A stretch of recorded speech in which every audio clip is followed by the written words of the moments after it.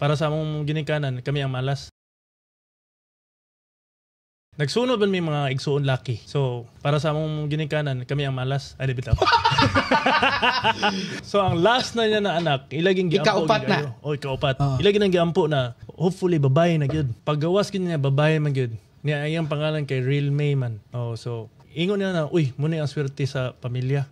Lagi na. Muto na himo nitong mimis lechon manok. Actually ba, sagsugod pa yun, naon tanang naong sa kung namanghod yun sa sa tanang tarpaulin. Lagi, kay as business owners bitaw, ang atong branding dako kinag factor, di ba? Daladalahon bigid na. So, wala ra damhaw ba nga si Mimi ang inyong bitong murag flagship na kadala sa inyong trademark. So actually, nahimo gyud siyang trending na pangalan. Kaya pag ingon mimis, dali naman siya liktukon. Part sad na no sa pagpili. Speaking of which bitaw, aside sa pangalan na sa kuwan, dako kay factor nga ang imong ngalan sa imong business is kana kung relatable ba